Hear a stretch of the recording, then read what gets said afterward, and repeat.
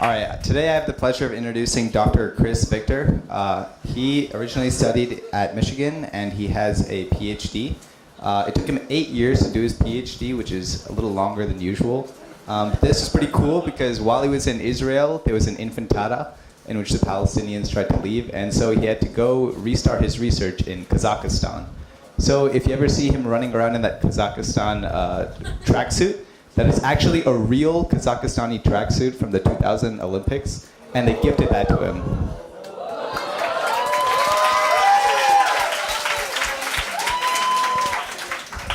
In his free time, he's led a few seminars, including soap making. I actually own a bar of his soap. It's great soap.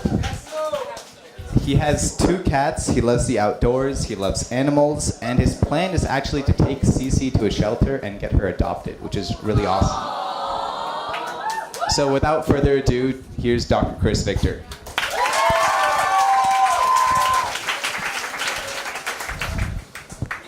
Thank you. Can you hear me okay? I don't know where to put this.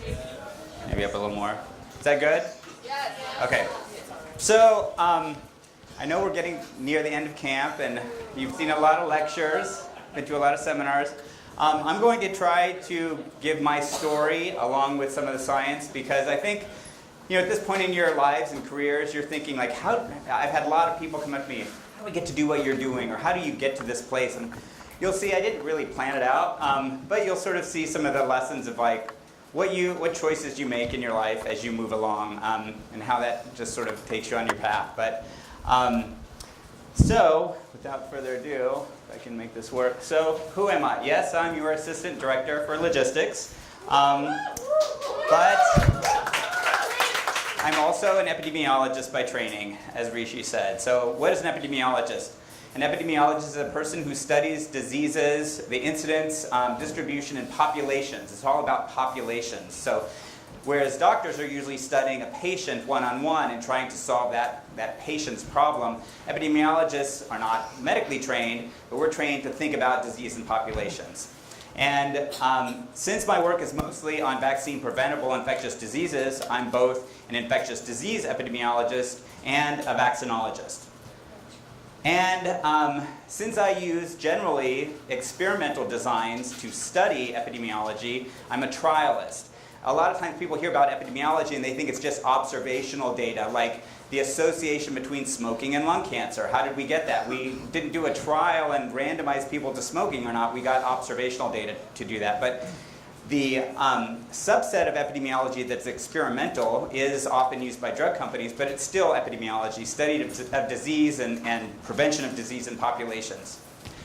So who am I? Well, basically, I consider myself, first and foremost, a goofball, and I really like, Aaron Harper sometimes says, you're really a goofball away from work, but at work, you're completely serious. And that is one of my, maybe, bipolar Gemini qualities. But I am a goofball. This was me at Meow Wolf in Santa Fe, which I was very impressed that Drew recognized that picture right away. But how did I get here? How did I get here today? So let's go back in time through the dryer portal. That is me actually going through a dryer time warp. I grew up in southwest Iowa on a farm. That's my farm. Go Iowa. And it was a long time ago. Apparently my mother did not know how to use a comb back in 1973. And the best part of this is whenever I show friends this picture, they're like, they debate over whether the hair or the shirt is the worst part of my kindergarten photo of it. I can't even tell if that hair is going up or It was 1973, people.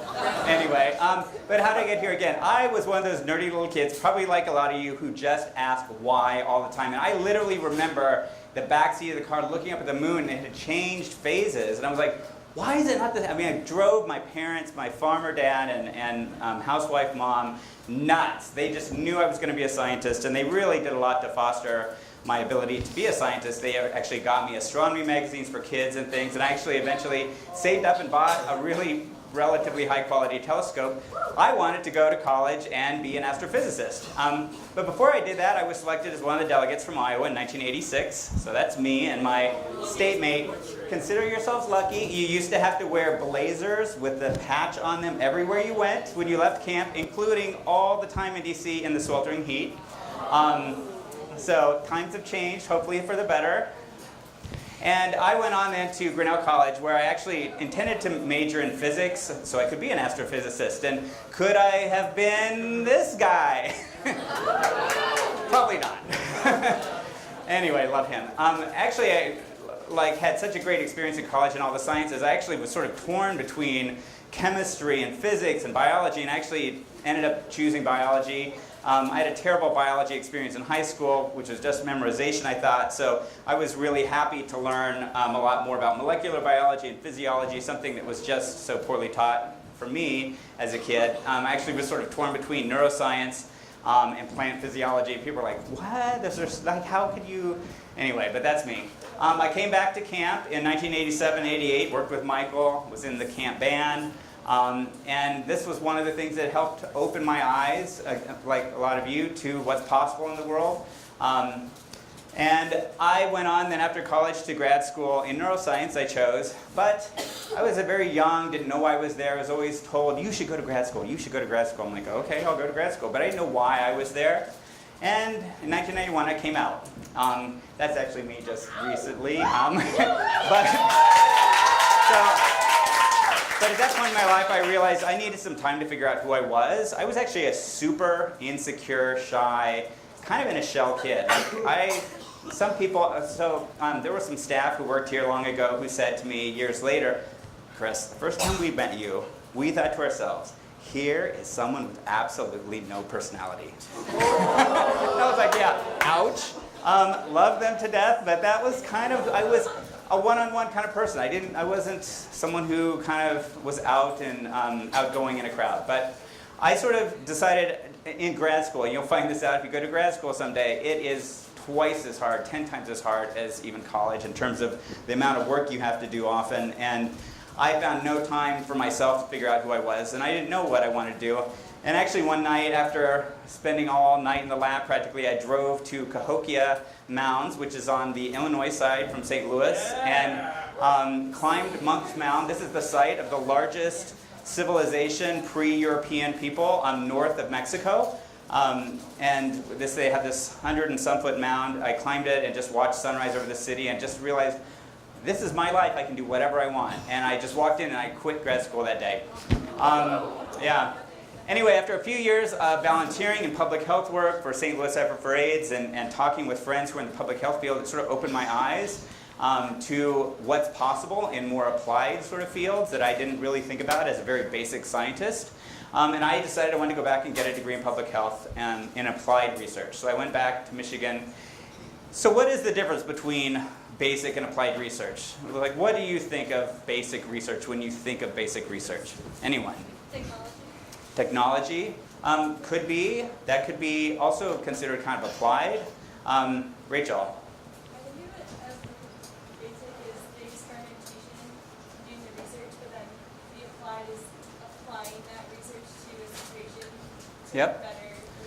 Right. I mean, it is somewhat self-explanatory in that way, definitely. And Augie? Like basic is more of your like theoretical versus applied is finding specific ways things apply to real Right. So yeah, I mean, there's definitely different ways to think about this. And some of the ways I think of basic research is to expand knowledge just for knowledge's sake, right? Like sometimes you have no idea where you're going with that. You have a question and you're like, let's try to figure out the answer to this question because I'm curious. It's very much curiosity driven, and that's often what we think of when we think of basic science, when we're learning science. It's science that was just like people wanted to know the answer to that question just because. And there's nothing wrong with that, and that's important. It helps us understand fundamental principles of science in all the fields. There's usually not any immediate or foreseeable objective commercially for application of this. It could be something is definitely directly applicable, but that's not the intent. And it doesn't necessarily result in an invention. Whereas when you're doing applied research, you're often approaching it with a very specific objective. I want to answer this question so I can use that answer for something, either commercially or in another way. And so again, the specific question is aimed at solving a practical problem. And public health research does a lot of that too. Certainly medical research is very much focused on that often, applied research. And again, I sort of think of it as going up a tree. You hit a branching point and you get an answer to a question and you don't know which way it's going to take you. Maybe it takes you off on some direction. When Ryan Hupp was here, he was kind of talking about all the millions of questions that keep coming to his mind as he gets data, and he doesn't know where that's going, right? There's no applied endpoint. Whereas a lot of times with applied research, you have a very specific question, and you have to design the study correctly to get to that point. Because a poorly designed study can get you results that are kind of off target, that don't actually give you sufficient data to answer the question. So you have to think much more carefully in the early stages of what you want your results to look like if they want to be useful for answering a question. So when I began my career in public health, I went back, I got my master's, and then I decided to stay for the doctorate. And I started working with this woman, Beth Bell, who was a staff epidemiologist in the Division of Hepatitis, Viral Hepatitis at CDC.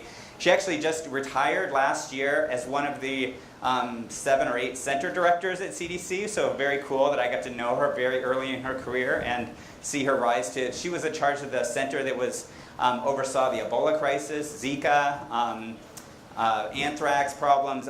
She was a hugely important person. You may have seen her face on the news, and so I've got interesting stories about her. But and I had gotten a fellowship to work with her, and we realized the problem was so big they kind of expanded it into a larger grant opportunity that I got a professor at Michigan to apply with me on, and we actually won the award. So it was a grant between CDC and the University of Michigan, not me specifically, but I ended up being kind of the lead on it. And the specific question was, can we use hepatitis A vaccine post-exposure? So I'll discuss a bit what that means. So you may have heard of PEP. You've heard of PrEP maybe for HIV, pre-exposure prophylaxis, and PEP is also often talked about for HIV. If you're a doctor or a nurse and you have a needle stick from someone who's infected, you take the drugs after the virus is potentially already in your bloodstream. And so that's the post, the exposures, the virus getting in and potentially starting to replicate, and the prophylaxis is prevention. So we can do that with drugs, with HIV, but there's also other ways we can do that. And one of them was, the question was with hepatitis vaccine. So what is hepatitis A? It's a viral liver disease. It's transmitted through the fecal-oral route. It gets into the liver, replicates. The virus doesn't do as much damage itself as your immune system's response does to clear the virus that damages the liver cells and causes quite a severe illness in many people. And you end up seeing jaundice because there's a lot of bilirubin released into the blood, and it goes out through your skin, anyway, the breakdown products, and you get yellow eyes and skin. My cat actually had hepatitis once, and it was sort of interesting because you could see it in the thin part of around the ears. As I said, it's transmitted through the fecal-oral route, and it's very easy to get. The risk of infection is really associated in communities with lack of safe water, poor hygiene, and sanitation. So you do see it in many, many places in the world still. In many places, you see explosive epidemics, and there's reasons for this. Because it's so infectious, it can go through a population, and you see huge peaks. You get a lot of people infected, and then it sort of goes away for like a year or even several years, depending on how many people got infected and are now immune. And this is data I collected in a specific country. Does anyone know where that is? Yes, that's the Kazakh flag. And so, 9th largest country in the world, for those who don't know, in terms of area, Central Asia. And as I was talking about, it causes a pretty severe disease, but the symptoms are very much related to your age. If you're a young baby, it's almost unnoticeable. And that's partly because their immune systems don't as violently attack the liver, the infected cells in the liver, and cause quite the same damage. And so it can be a very sort of self-limited mild disease and unnoticeable. In fact, in most parts of the developing world or very low resource populations, you don't even see jaundice because all the babies are getting infected, or all the infants and children are getting infected at a very young age, and you don't really see jaundice. Which means if you went to look in adults, every single person's immune from past exposure as a child. And as I said, so the probability of severity is related to age, and you definitely see this curve. If this axis, x-axis, is age, and the probability of seeing a severe case with jaundice sort of goes up over time, or in terms of age. Which is important. It's sort of a bit of a paradox, because in places where they have so much hepatitis circulating, you don't really see it. But as countries improve their sanitation and infrastructure, health status, everything, you delay the age of infection because you've reduced the amount of hepatitis circulating in the population and people being exposed to it. So people are getting their first exposure to it at an older age. And if you get it at an older age, as I said, it's a more severe disease that can send you to the hospital. So as countries improve, they actually start seeing their burden of hepatitis A go up. And that's actually happening in quite a few of the middle-income countries now. And so it's still an important disease in many places. Hepatitis globally, as I said, is very much distributed to the low-resource or low-impoverished communities and populations. There are vaccines that were developed in the 1990s that are highly, highly efficacious. One dose is extremely protective. They give 2 doses because that's how it was licensed, and you get a huge boost in antibodies that can protect you for life. Argentina, one of the more visionary countries in Latin America and South America, actually decided, because of the cost of the vaccine, it's pretty expensive because it's hard to grow this virus in culture and make a vaccine. It took quite a long time to isolate it and figure out how to properly grow it. So you could make a vaccine. They thought, well, what if we just vaccinate everyone with 1 dose and just wipe it out so quickly that we don't really need the 2 doses? And they actually are having spectacular success with using 1 dose in their entire population. So some of the first data in the world came from Argentina at a meeting I was at WHO, and everyone was so impressed that many, many other countries are starting to take that approach, even though the manufacturers don't like it because they like to sell 2 doses. So, and as I said, it's a high-cost vaccine, so it's not being used in many places. So what if you're not vaccinated and you don't have the vaccine available? Before we did our studies, you had to go and get a shot of gamma globulin or immune globulin, which is basically antibodies pooled from the blood supply. And if you pool enough blood from enough people, some of those people will have had hepatitis A from natural exposure in the past, and there will be hepatitis A antibodies in that blood, and if you pool it all together and pull out those antibodies and then give someone else a shot, suddenly they have antibodies. And antibodies are extremely effective in neutralizing this virus and preventing it from growing. So that's what you would have to do. Unfortunately, it's a blood product, so people don't like it. It's difficult to make, it's expensive, it's extremely painful, it's very syrupy and thick, so it's not a pleasant shot to get, which is why I was going to put Kyle's face over that doctor, but I didn't know. Is he still in here? I don't know. Anyway, and there's only 1 U.S. supplier. So should something happen in their labs, there's no supply. So it was an important question of is there something else we could do? Well, one of the things with hepatitis A, and there's a lot of interesting virology behind this for all the hepatitis, viral hepatitis, is that they have long incubation periods. Hepatitis A is actually the shortest of them. It's about 15 to 45 days. But on average, it's 30 days from the time you get infected with the virus until you start getting symptoms.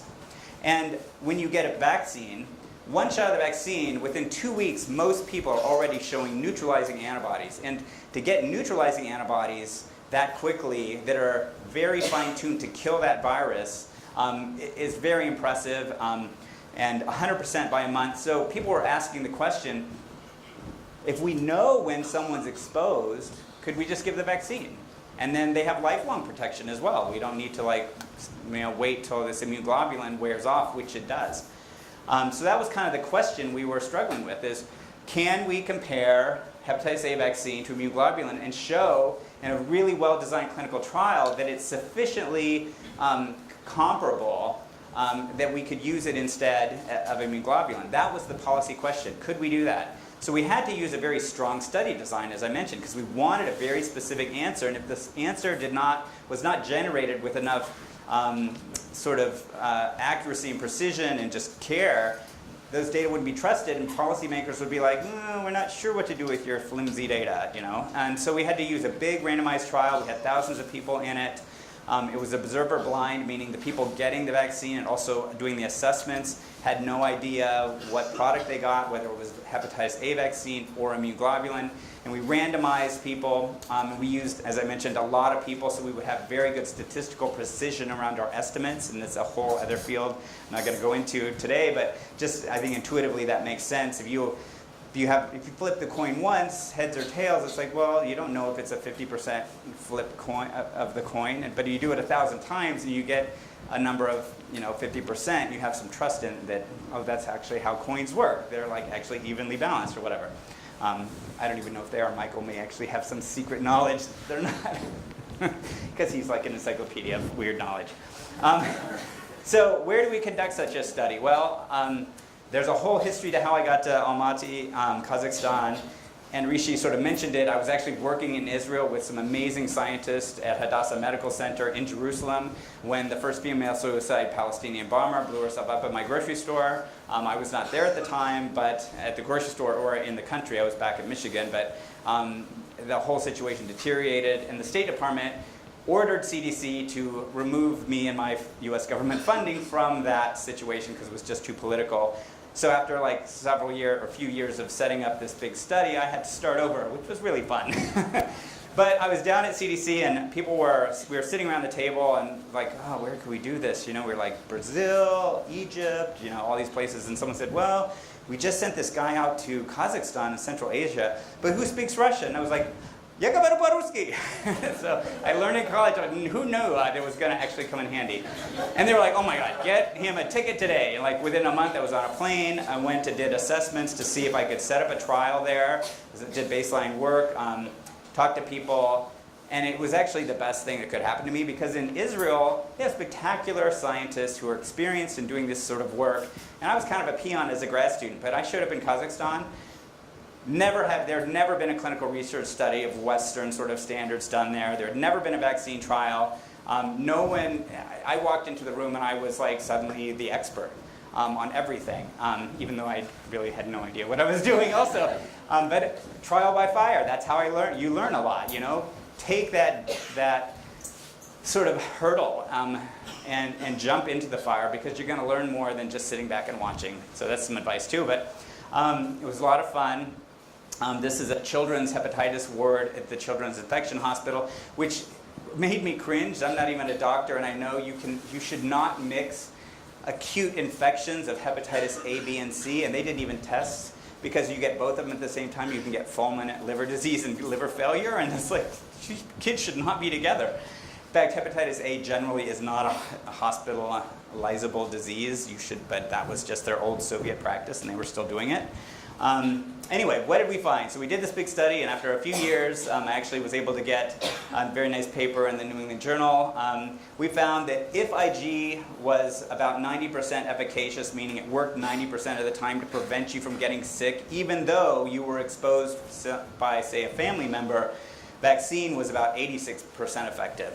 And there's some confidence intervals around that, some precision or imprecision of 73 to 93%. But CDC felt that was good enough to say, let's use vaccine instead of immune globulin. Even though it might be slightly less good, let's use that. So there's a whole policy process to get that question. And I also learned, again, how important it is, relationships and people. I made some of my best friends in my life there in Kazakhstan. I actually said this at a public meeting that got recorded at CDC that I sacrificed my liver for hepatitis with all the vodka drinking that was done. And all these lady doctors could drink me under the table. So anyway, it was a lot of fun. Wonderful experience. I'll never forget it. And it's funny, after, you talk about development, from 2001, over 15 years, you saw that last picture of Almaty, just the sort of low-rise Soviet buildings. This is what it looks like now. Just a few years ago, that's a picture I got off the internet.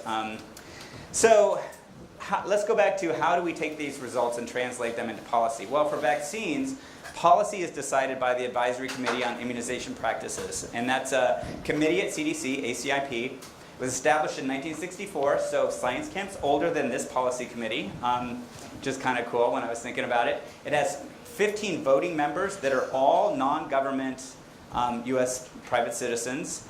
And it has other members, representatives of other organizations that are not voting but are there to watch how this public forum and this public debate on how policy happens and to rise up and make their statements on their behalf. So the American Family Medicine Association, I'm not sure, Kyle's probably part of that, or I forget what the abbreviation is. They have representatives there, and they will stand up and say, this decision impacts us and our practitioners and our clinics and our kids this way or that way, so that the decision considers not just the science, but how do we implement this? What is it? What's the implication of the decision they're going to make? And they meet 3 times a year, and I actually got to stand up and present in front of them in 2007.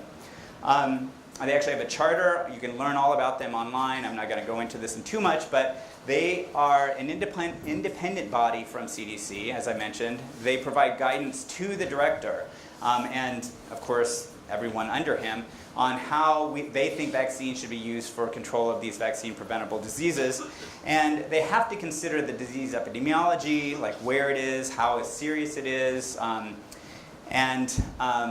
also the vaccine safety, the economics of the vaccine, because the US government also pays for vaccine for about half of all the kids in the US because of the special program that covers vaccine for low-income folks and others.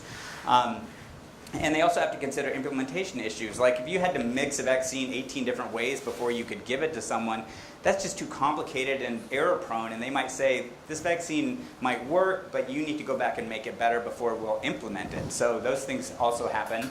And the director actually then decides whether they'll, along with his people at CDC, whether they'll take those recommendations. Just because ACIP makes a recommendation does not mean the government will follow through with it. And sometimes they don't. And I don't, unfortunately, have an example on top of my head when they haven't, but it does happen. So it looks a lot like this. There's tables. I know this guy Ed and a few people in this picture. This is just a recent meeting. In fact, just in February last year and February this year, my data were rehashed again because they want to expand the policy, which is kind of cool because my former boss was there sitting in the audience, and she texted me a picture of my slide up there in front of the public forum, and that's always, it feels good when your data are actually being used and that they weren't just sort of, yeah, that data's not useful. So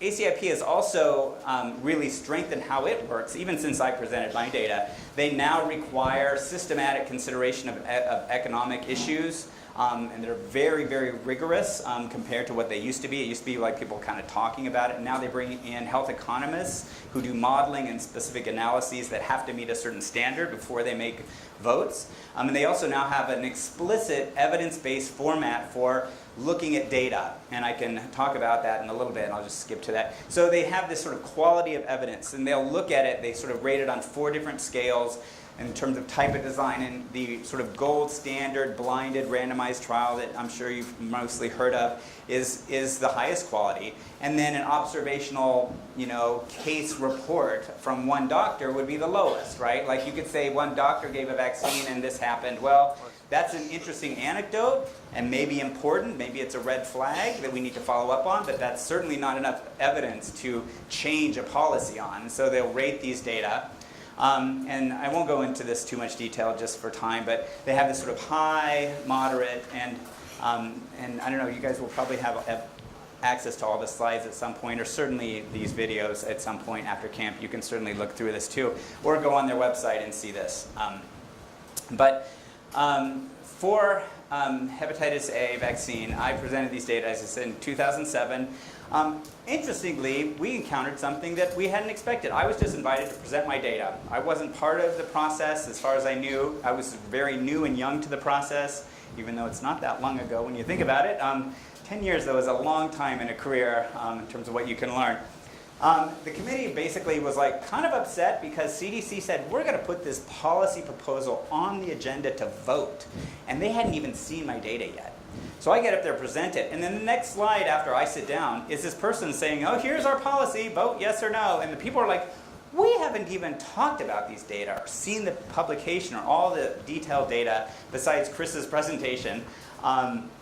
we are not ready to vote. So that was kind of an interesting process. And so Beth was still somewhat young in her career. She was the one who kind of pushed it and realized she had pushed it too hard and fast and kind of got slapped on the hands for it by people at ACIP, on ACIP, as well as at CDC, interestingly, because then she still rose up to be a center director. But so what we had to do is I joined a working group to help discuss with members of ACIP all the details of the data. In fact, they would ask questions, and I'd go back and analyze more data and bring them the results to look at, so they would have more details about things I maybe hadn't thought of in terms of what they would need to know in terms of subgroup analyses and details like that. And so again, I witnessed this sort of the politics that happened as well. In a policy decision, right, some people are going to be impacted differently than other people. And certainly drug companies might say, look, if there was, say, if it was a for-profit company making immune globulin, they would say, we're going to lose our business if you make this recommendation. So they're going to probably fight tooth and nail against this policy for different reasons and demand a higher level of data than some other group might. So you can really see how you have to think about these things. And this was just last year's questions. I'm not going to go through this in detail, but they put up this is literally a copy of the slide below the yellow bar here of what was put up in front of the public audience for changing and expanding this policy for hepatitis A vaccine post-exposure. That first line, they were actually, here's the question we want you to discuss, and then here's the actual draft recommendations. They show the current recommendations, and here's the new language that will literally be printed if you vote yes on it. So it's and CDC does most of this work behind the scenes. Hopefully they have very carefully planned with ACIP before they get there. So let's switch to maybe a little bit more global, what I've been doing. So where are we globally? And I kind of love this picture I took in Sri Lanka just because how many hands does it take to give a kid a shot? It's like, there seems like 8 hands, this poor little girl's just, no! Anyway, she was just unhappy, but she was happy afterwards. Okay. So what are the vaccine preventable diseases we have vaccines for? And you'd be surprised, this is a lot, actually. And you may not be able to see all of them on here, but we have TB, we have hepatitis E vaccine now. Many of you probably have never even heard of that one. Of course, you all know HPV, rabies, yellow fever, tetanus, hepatitis A, influenza. And there's two vaccines missing from here that you may have heard about. I'm just curious if anyone sees them. It's sort of hard to see, but anything on there? Can we get malaria now? No. What? Can we get malaria? Malaria. Malaria, and the other one's dengue. So those 2 vaccines are now licensed. They're complicated because of different issues in terms of where they need to go. Malaria vaccine is not very efficacious, but when you have hundreds of thousands of infections of malaria a year and thousands of deaths in children, even a poor vaccine is going to take out prevent a huge number of cases. And all of these data, or all of the recommendations for vaccines are summarized in tables. The US does this. This is the WHO tables for all the vaccines, and you can find these on their website quite easily. So it's a lot. And when you look at the global level, in terms of WHO, how do they set policy? Well, it is somewhat similar to how ACIP works, but ACIP is the US National Committee, and WHO sort of is making global recommendations for the entire world. At the national level, as I mentioned, ACIP is an example. We have these national national immunization committees that make the recommendations. But a lot of times you think about vaccines and products having to be licensed by FDA. Well, FDA does not set policy. They only set approval for use of that product in the marketplace. Does it work and is it safe? That's their only concern. Primarily safety, in fact. But how and who gets it and all of that, for the most part, gets sort of decided by CDC and ACIP. We also have regional committees, so like West Africa may have certain disease issues that other places don't have, and they will get together and make sort of policy decisions for that WHO region. PAHO, the Pan American Health Organization, makes decisions for those countries. And we also have then, as I mentioned, WHO making decisions for all of the world.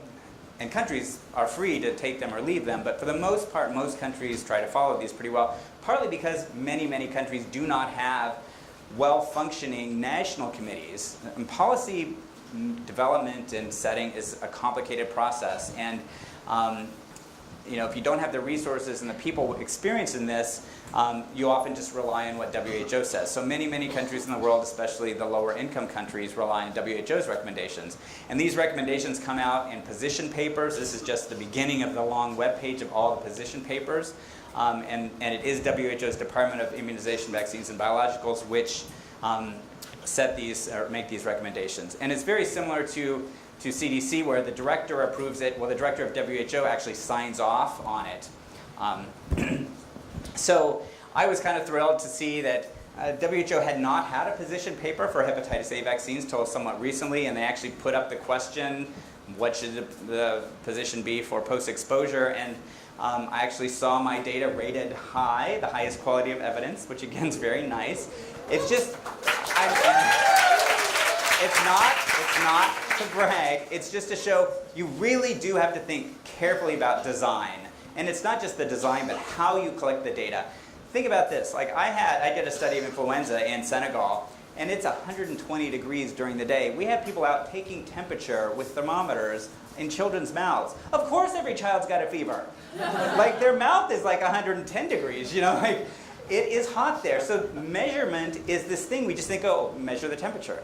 Measurement is the biggest, most difficult problem we have in any field of science for the most part. Because how do we trust that what our tools or our methods are doing are actually getting the data we want? And so that's something I just want to put out there, because I think so many people forget about it. They think, oh, a randomized trial, you just randomize people and you're done. It's like, well, no, that's actually the easy part. So there's lots of committees at WHO that make all sorts of recommendations and have input. There's the Immunization Practices Advisory Committee that's more about how do we implement these recommendations. There's the Packaging Committee that talks about what does the vaccine look like. For instance, in India, they had a vaccine that had to be reconstituted and sit for like 5 or 10 minutes before you could give it to a baby. But if you've ever been in an immunization clinic in rural India where there's like 50 mothers with babies in a room, like this size, wait, I just gave something to that one kid, but I've got, you lose track of people. It's like the worst presentation. I mean, actually, you had to give a buffer to the baby as well, and then have them sit over and wait for 10 minutes for that buffer to reduce the acid in the stomach, and then you gave the mixed up product.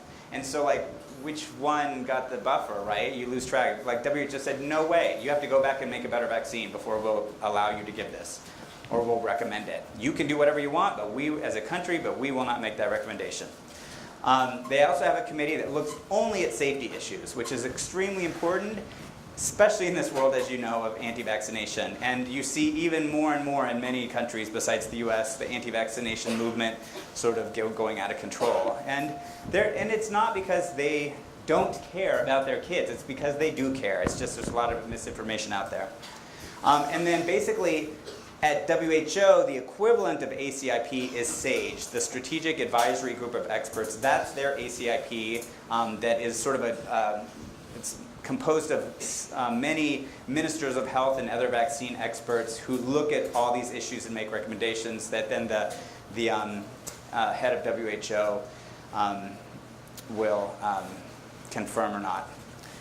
So where are we with vaccination of children? In 2014, I know this is a little bit old, the data, for some of you who 3 years is a long time. For me, that seems like nothing, I guess, now. But we still have almost 19 million infants who are not getting the vaccines that are recommended, such as DTP3 or diphtheria, tetanus, pertussis.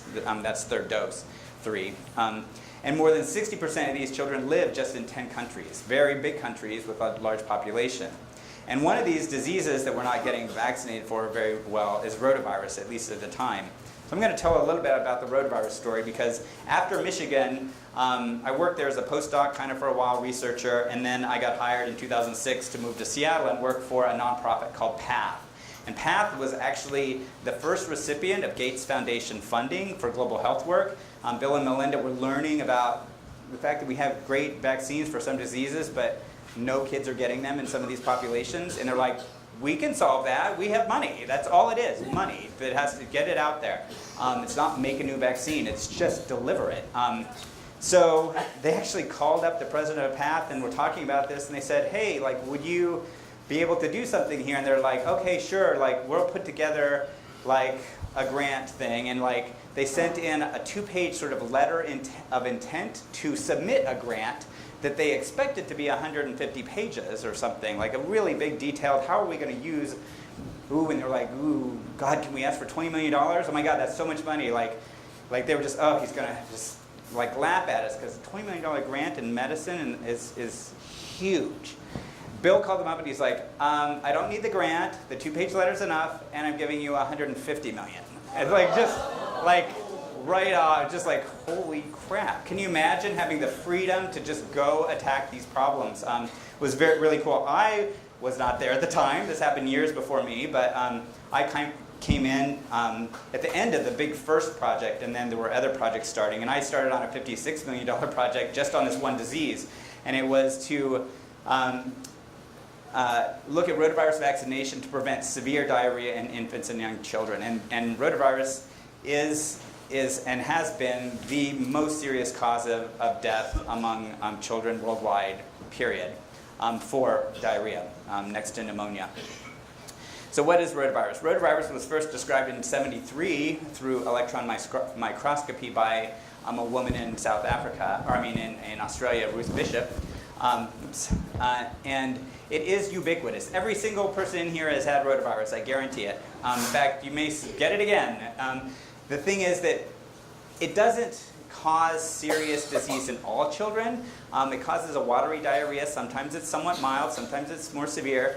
But if you get it, first of all, in our countries here, we tend to get it at an older age. And when you get it at 2 years of age, say, it's not quite as serious because your mother can keep you drinking. But if it's a 6-month-old infant, you can't tell or make an infant drink, right, if it's getting dehydrated from diarrhea.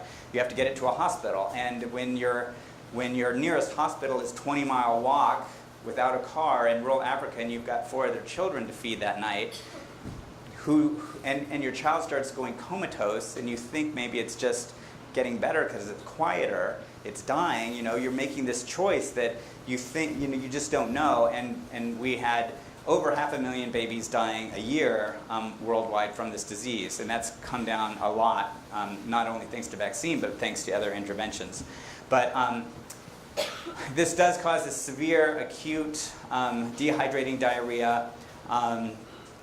And let's see, what else? I'm just going to skip most of that. So if you looked at, say, it did a biopsy of the villi of the gut and small intestine, you would see that they're really being denuded by this virus. This virus is very pathologically destroying the villi to the point that the infant cannot reabsorb the water, and and then you can see that's a child severely dehydrated in a hospital in India. So when you look at, again, I said everyone on Earth has had this virus, but where are the kids dying? It's in places where there's less access to care, because this is a disease purely about equity and access to care, because it is everywhere. And about 40% of all of these severe diarrhea cases were caused by this one virus before vaccination was implemented. I'm not going to go through this in too much detail, but it's here. There's 2 vaccines that were licensed originally by GSK in Belgium and Merck in the US. They were tested in many countries, and they're very highly efficacious in preventing this severe diarrhea in children.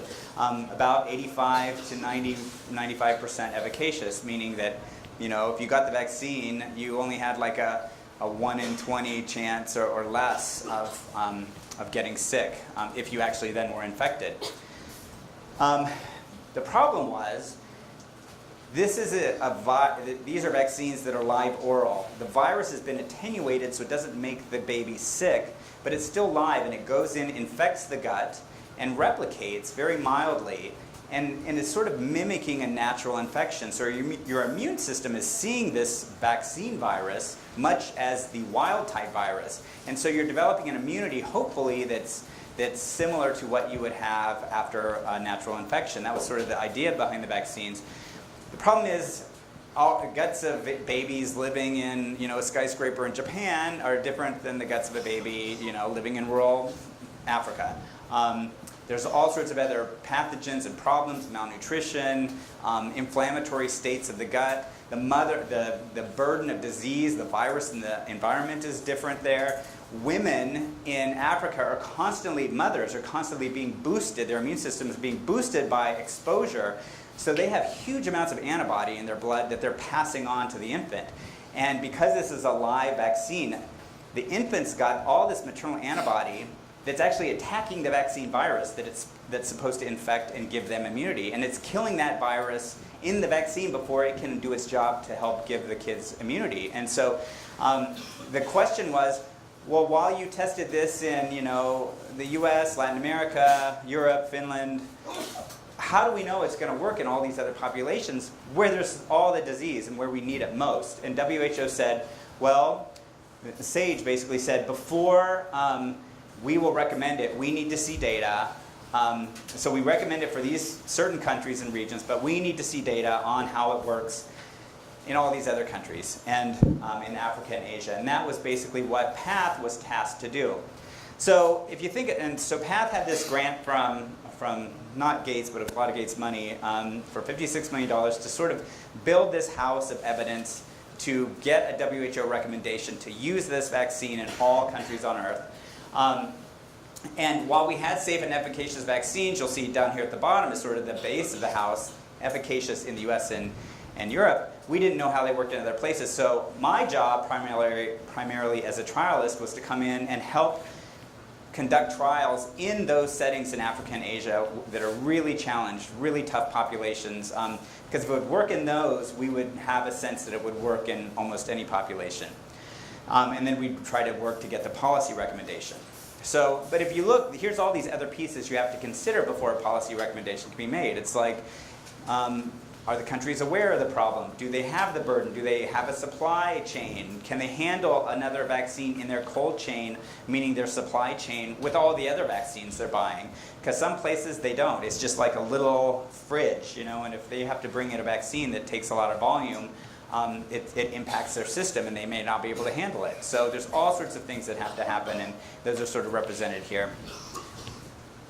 Just want to keep track of time. So my primary job was to work with the companies to design trials and conduct them in places where we would believe the data are relevant to making this policy decision to expand it to every country in the world. And these are the countries we picked: Bangladesh and Vietnam in Asia, and then several countries: Mali, Ghana, Kenya, Malawi, and South Africa in Africa. And that's a baby receiving a dose in a trial in South Africa. It was really fun being there. And I got to travel all over the world, 1,000 different ways. I became a million miler in terms of the frequent flyer miles. But as I've said to many people, and you probably heard me say, if I ever have to get on a plane again, it will be too soon. This is actually all the planes I've taken in pretty much since I joined PATH, except my vacation to New Zealand a year ago. And some of these routes, 20 times. Fortunately, because I had Bill Gates funding, a lot of it was business class, but it wasn't all. A lot of it was coach too, and it was really miserable. But it was worth it. So what did we find when we did the trials? We actually found, if you look here, the South Africa-Malawi trial, we found the vaccines in red, the circled red down there, were actually less efficacious, about 77 and 50% efficacious. Not as good as 100%, 90 to 100% that we saw in the US and Europe, right? But does that mean the vaccine's failing, that this isn't a good vaccine? People would say, just initially, that the vaccine doesn't work as well. Well, that's true. But how many lives are we saving with a 100% efficacious vaccine when only 10 children in the US used to die of rotavirus? We're saving 1 life, maybe. 9 lives. But if we have 20,000 babies dying of disease in Malawi each year, and we have a 50% efficacious vaccine, we're saving 25,000 lives. These are incredibly powerful tools from a public health point of view. And so that was sort of the argument that we were using, that, you know, they're not failing and they still have value. So that's an important kind of public health message. These relative measures, like efficacy, that you may learn about if you're in the medical field someday, are useful, but they aren't the only measure. There's also measures, absolute measures or risk differences that tell you the impact of an intervention. And I'm just going to skip this for the sake of time. It's when we looked at all the trial data from the multiple countries, they were all pretty consistent, like 40 to 60%, not as good. And there's, as I mentioned, lots of reasons we think why. Really hard to sort out. There have been many, many WHO meetings that I've attended. That's me standing outside WHO doing a selfie. Probably the last time I will be there in a long time. And we try to sort out what's going on. What data do we need to understand why these vaccines aren't working quite as well? Really hard to get that data. You can ask the question really easily and very precisely, but actually finding the right design, the right population to do the study in, very, very hard. Doesn't work. Oh, so yeah, there's all the data points. Since then, though, we got the recommendation, so I'll back up. We presented all these data. WHO said, sure, we agree. There's now a global recommendation that every child in the world get this vaccine, or these vaccines. These are the countries that have since introduced the vaccine, 95 countries in the world. Unfortunately, you see there's still some countries in Africa and many in Asia, huge populations in China that are not getting vaccinated, which is unfortunate because they're also the places, you'll remember, that have the highest burden of deaths from this disease. So this is huge progress, but almost 60% of children who need it are still not getting it. But some really amazing, compelling data that I was sharing with Ernesto earlier is,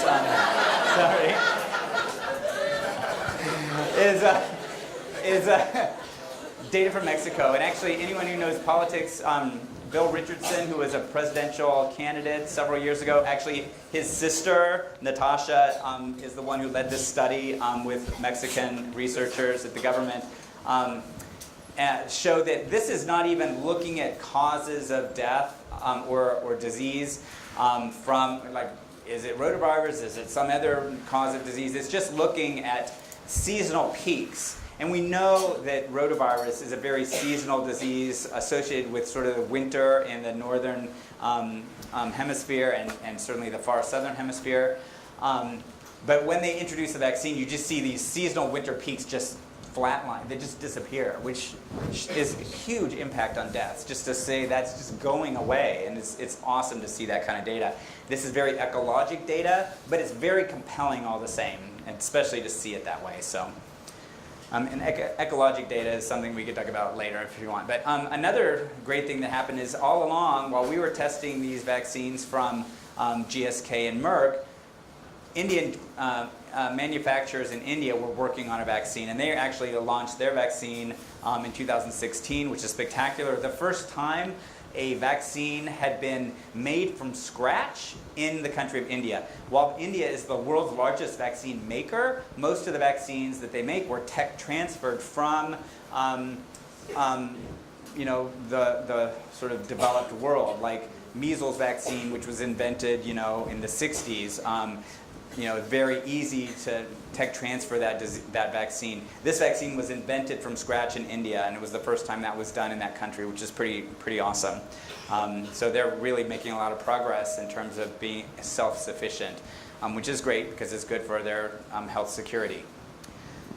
And this is this is not for rotavirus. This is just the last few years. This is the number of introductions of vaccines that happened by country over several years. 70 new introductions in 2015 alone, which was pretty cool. Like, just the amount of work done to get new vaccines and current vaccines out to kids is spectacular in the global health field. And then in 2016, there were 44 introductions done just up through the period when I had made this slide before I left my job last year. And this is why I do it, because You know, it's just, right, why do we do this, all this work? Sometimes it's for curiosity's sake, which is perfectly great. I love that. But the reason I sort of left that whole basic science field to begin with was I wasn't sure why I was there, and I realized I wanted my work to be useful to people now. And that's another reason why I'm here today. So, because I came to Science Camp because I wanted to give back. This place meant so much to me and changed my life, and I'm here hoping a little bit we can change yours. My biggest advice, and Mike will probably agree with it, be weird, or at least be different. And I don't know if you can tell, I saw this outside a biker bar in Seattle, like a rickety old exercise bike. Whoever put that there, I just thought that was brilliant. So that's my talk.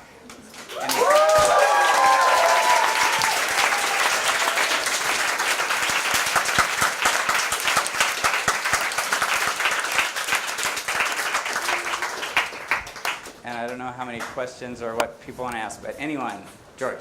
Okay. So I don't know what I just choked on. So you mentioned having worked with the CDC and all of that.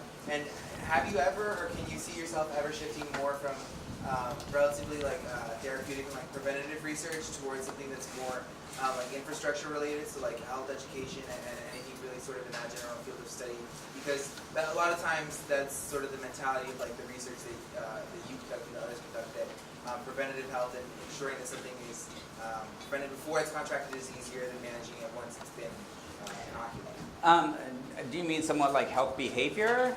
Or more or less, like have you ever been able to consider yourself like once you like get older, or like you see yourself not becoming so interested in this, moving towards something more infrastructure related in terms of like helping diffuse public health education and things like that? Yeah, like an educator, sort of. Yeah, I mean, that's part of why I loved my job so much. I mean, part of the reason I left, it was just, you know, after 12 years with an organization, sometimes it's like you just want to change. And in my organization, I felt had sort of taken a direction that was different from the place I joined, that lost some of its vision, and I wasn't as excited there anymore.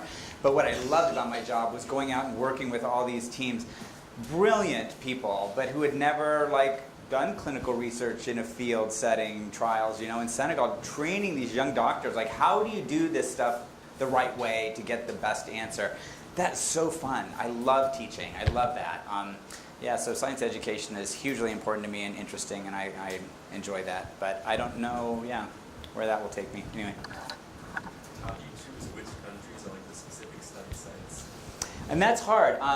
That's a complicated issue itself. So back when we started this, you know, there weren't that many. We knew we needed to do some trials in Africa. We needed to do them in low resource settings where the kids are truly exemplary of some of the worst conditions in the world. And because if you're testing it among the kids in the capital who are all living in fancy apartment buildings, how are they really representative of the kids out in the rural countryside? But to go out to the rural countryside and set up a huge, complicated clinical trial that has all of its infrastructure and requirements being met for quality is hard because you don't even have internet or phone service in some of these places. So what we would do is we would often reach out to researchers and we would put out like an RFP kind of thing where we would have a request for proposals. We want to do these clinical studies. You people all over the world send us proposals why we should go work with your group. And sometimes there's places where they'd already been doing some research, and so they haven't had some infrastructure there. That's part of why I had so many frequent flyer miles early on. I was in the top 10 travelers in my organization in the first 6 months I was there, because we had to go fly around the world and see, based on these proposals, what people had for infrastructure. Just keep cutting out, or just okay. We used assessment tools. We had to go there and see. It's a complicated process, but yeah. So did you have any internal biases that your job has helped you to overcome, or like even realize you have them? Yeah, that's a great question because I see that all the time. Like I was at a meeting. So one of our issues with rotavirus vaccines is it might be that we need more than 2 or 3 doses for some of these kids for this live virus vaccine to work. But the data are kind of sparse on like, well, has anyone done a study like that? Not a lot of good data. And CDC was just doing all these small, very imprecise, sloppy, observational case control studies that are called that gave some hint that maybe additional doses would help, but they did so many of them. Like if you added all up, $200,000, $200,000, not a single one of those was sufficient evidence. And even pooled, they weren't sufficient. And it was frustrating to see people come in and present these data, like, look at all this data we have. And it's like, and I literally said at this WHO meeting, because the question was, do we need additional doses? And after this like half-an-hour presentation by this very smart person from CDC, who I respect as a scientist, I'm like, I just said, I just want to be clear, not a single one of these studies is sufficient to answer this policy question, right?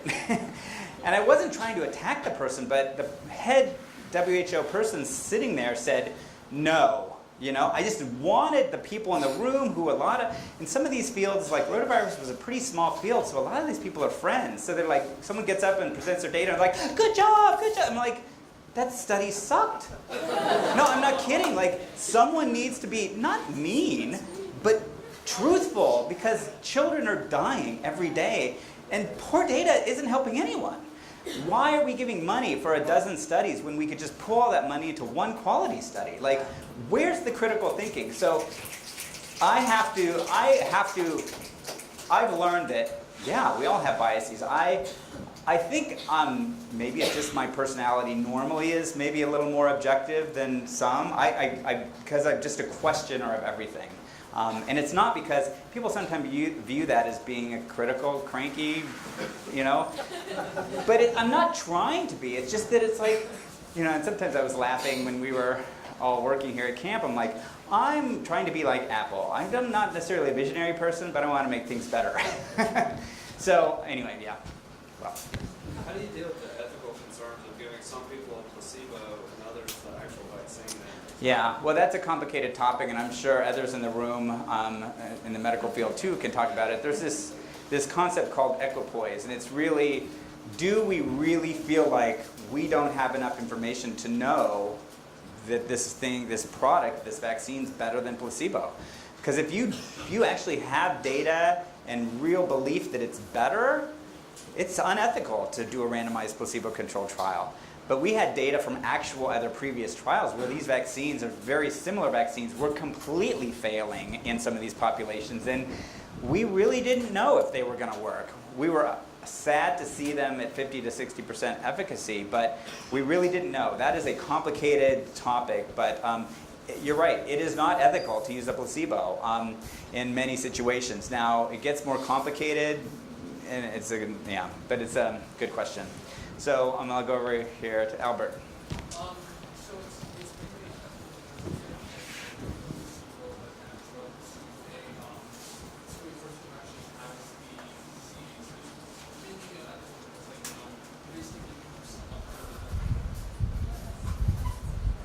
Right. I'm sorry. Is there a question there? Or are you telling stick? I can't hear you well enough. So what I was wondering is basically does similarly to psychology and human psychology, what is this field's in vaccines and how their efforts work? So do you have a role? Well, I don't work in these other fields, so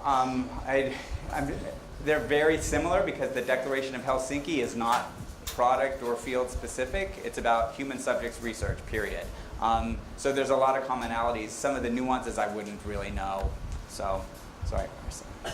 Just two quick questions about your education. So when you went through your master's in public health, obviously like varies from school to school, but do you think that it was more like research, like hands-on research, or like lecture-based? And also like with your PhD, how do you think it like has like improved your career? And do you think it's like necessary for where you are now? Well, you know, it's interesting. So I had friends who got a CD with 30 years of osteoporosis data from a spectacular longitudinal study in women. She analyzed that data in a super complicated, interesting way and got a paper of the year in the Osteoporosis Journal and just really influential results. I didn't do that. I got on a plane to Kazakhstan with a protocol, and I'm not kidding, a bag of money, because there was no ATM machine in the country except at the embassy at the time. And I had to set up a complicated $1 million study. Now, I did not take $1 million on a plane, but I had to go and just buy office furniture and negotiate space. And how do you supply vaccines, trial supplies? How do you do everything? Imagine setting up this camp. I had to do everything like that, and you don't even know how to do it.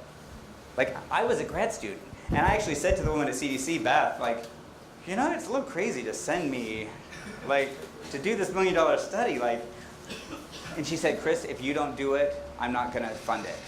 Like, she just trusted, we had worked so long together, she really trusted me enough, and that was really spectacular. But, so, to answer your question is, it's different. I don't know how to do complicated longitudinal analyses very well. I know the basics of it, but most of my friends who graduated with their PhDs would call me up like, how do you file an IRB thing? Like all sorts of simple things, like Institute for Ethics. Like just, I know how to go set up a trial to meet FDA standards in places in the world where there's barely electricity, which is kind of cool. So and that's because I learned how to do that. So it's sort of, you know, and you can't always know everything, right, even in one field. So it sort of depends. What do you want to do? And I like the doing out in the field, so that worked for me and I love it. So, okay, I'm going to turn back over here to way over there. I know that hand's been up for a long time. Yes, Who is that? So, you said based on research that you presented in 2015, right? You said that not many countries in Asia were able to get the vaccine. Right? I'm just trying to listen. Sorry, I can't hear very well. Right, you said based on research that you presented in 2015, you said that not many countries in Asia were able to get the vaccine. Right? Like, was anything done from then to now to like collaborate with them or some of the Yeah, agreements? you know, actually for years, since the recommendations back in 2010 to start rolling this vaccine out across the world, we had been working a lot with them. You know, I know people at the Ministry of Health in Sri Lanka where I was doing work on another disease, Japanese encephalitis, and they were like, oh, we don't have a rotavirus problem, that's only in the ghettos, like the poor babies. And I'm like, that is so wrong. Now, Sri Lanka has a great public health system with great access to care for treatment, but their misunderstanding of who gets the disease is, you know, like, and that was just one person. There's bias, you know, like there's some countries that really do have great infrastructures for care, and so it's not as an important of a disease. So if you can get the treatment, it's not a big deal. Like in Bangladesh, they're the ones who invented oral rehydration therapy for cholera, and it works for all diarrheas, and you know, tweaked a little bit. They do a great job of that across the country, even in the rural areas. Now, they still have a lot of deaths, but they're better than India because India has a much more challenged, because of its population and politics, a much more challenged public health system.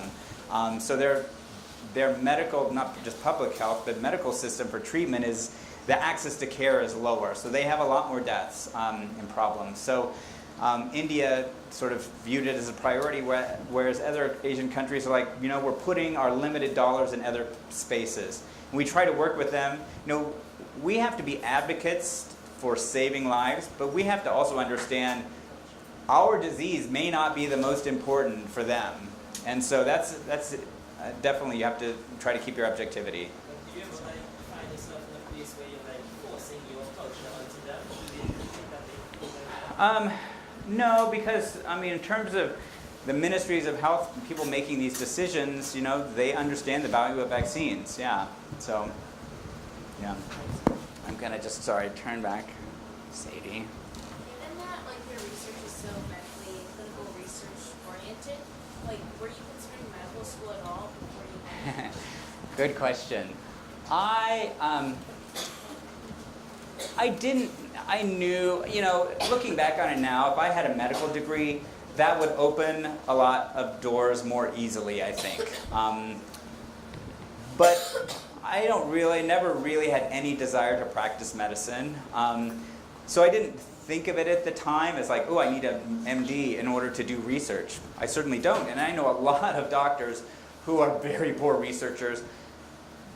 Fortunately, I don't even know anything about modern medical education, and Kyle can probably comment on some of this, is certainly evidence-based medicine and evidence-based decision-making is a huge part of medicine today and very important. But in terms of how research is trained and done, a lot of doctors don't get that training, very well, potentially. I certainly am not someone who can treat or even diagnose people. I don't have the training. Unfortunately, Michigan was very good at making all the epidemiologists go to the medical school and take pathology and other medical courses with the med students, because that's important for us in understanding how disease processes work, and I really liked that. And anyone who's interested in the medical research field, even if you're not in medicine, as a doctor in training, I would recommend taking some of these courses that are not necessarily required, because if you don't understand the natural history of disease and how it plays out in the body, it's sometimes, or the immune responses and whatnot, it's sometimes hard to understand, are you measuring the right thing? So, but I didn't really have an interest in going to medical school, and I gotta say, power to you if you do. It's not an easy road in itself, right? One more So, question. okay, maybe Michael, one. How would you say caving helped prepare for your career? Yeah. And where do you go from here? Like now that you're not in PATH? Can I have the question?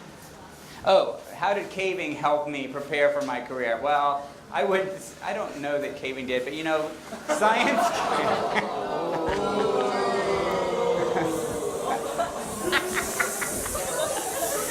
No, science camp did though. Because it really, I learned from Michael, I have to say, as his caving assistant, and you probably have experienced this. I haven't been in a cave with him on this trip, so I don't know, but Michael has a way of questioning everything, right? Because people just say things, well, that's because we do it that way, or that's because that's what I've been taught.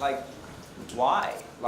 And if it makes sense, that's great, but he's not trying to do it to say you're wrong. He's trying to get you to justify every action and belief you have, because if we don't challenge ourselves, how are we going to progress, right? And I think I learned that a lot from Michael, and I actually then, as a caving coordinator, would do that provocative sort of question asking of a lot of the campers as well. So, really, Michael, honestly, you changed my life in a lot of ways. So.